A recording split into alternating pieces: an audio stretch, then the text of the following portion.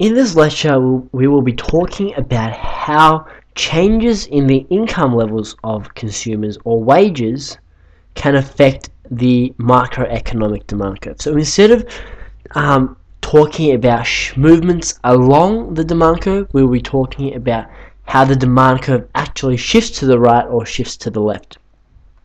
Okay, so let's examine the normal macroeconomic demand curve. So we have the x-axis as the quantity demanded of a good or service at any given price. So the y-axis will be denoted P for price. And as we know, the demand curve is downward sloping because as price increases, our quantity demanded of that good or service decreases because consumers want to find the cheapest alternative. So we have D here, and also we have a upwards sloping supply curve because as the price increases, producers will see profit opportunities in that market and therefore increase supply. So now assume that the market initially exists in equilibrium. So there is an equilibrium point at point P1 and the corresponding quantity demanded at that point at Q1. So everyone's happy here. Whatever's supplied by producers are being demanded and consumed by consumers, and so there is no excess supply or shortage or surplus in the market. So let's assume this is a market for clothes. And now let's assume that there has been a change in income levels. So there has been an increase in income levels from an average of $50,000 a year to $60,000 a year on average in the economy. And so what this means is that at any given price for clothing, there will be an increase in the quantity demanded because of this increase in average income levels. And so this exhibit is shown by an shift to the right of the demand curve. So initially we had D1, now the demand curve has shifted to the right and has become D2. So at this new demand curve, we can see that if we stretch out this the price, we can see that there is a shortage in the quantity demanded at Q2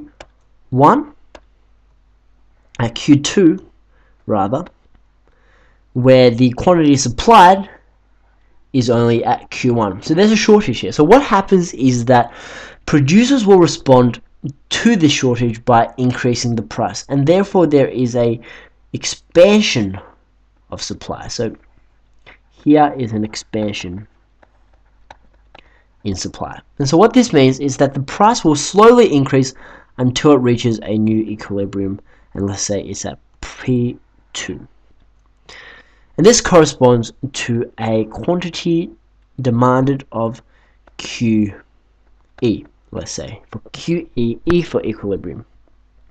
And so we can also see that because there has been a shift to the right of the demand curve, and because initially, due to this shift to the right, there was an excess in demand or a shortage in supply, as price increased from P1 to P2, the demand will slowly contract to the new equilibrium point at E dash. And that is an example of how a change in income levels or wages would affect a market for clothes or for whatever product it may be. However, let's look at a second example of how a change in income levels or wages may not actually realistically affect the demand of a certain product. So let's take an example from the market for bread. So let's assume that this is a fairly inelastic curve, an inelastic demanded good, because we need bread to survive.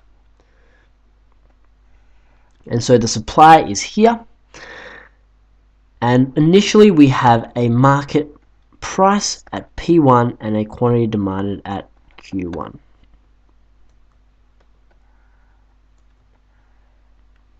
Q1 right here. Okay, so what this means is when there's an increase in demand, theoretically there should be a shift of the demand curve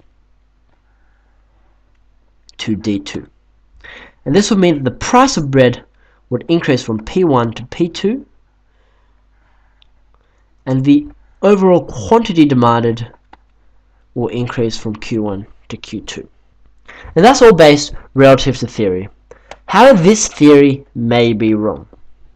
Because the underlying reality of the situation is that even if our incomes were to increase from $50,000 to $60,000, in the market for bread, if we buy, say, 2 loaves of bread when we had our income levels at $50,000 per year, now since our incomes have increased to $60,000 a year, it would be unrealistic to suggest that we're going to buy an extra loaf of bread just because we have the money to. Because obviously we're not going to eat 3 loaves of bread, say, in a week. Because, say, a household of 4 people, and because bread cannot be stored, or because we enjoy the taste of fresh bread, we're not going to eat more bread just because we have more money. It becomes impractical and illogical to suggest that because we have more money, we're just going to consume more food.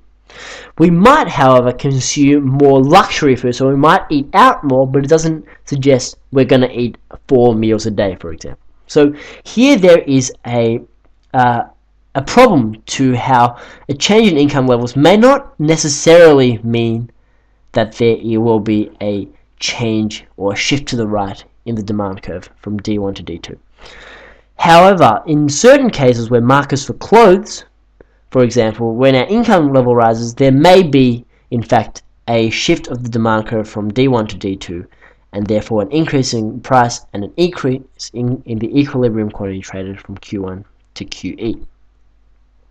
Now, if we take the same example and say that our income levels have decreased from $60,000 to $50,000, we can see that the demand curve may shift from D2 to D1, and therefore, according to this shift, the price will decrease from P2 to P1, and therefore the equilibrium quantity traded will decrease from QE here to Q1. So the converse also holds true if we have a decrease in our levels of income.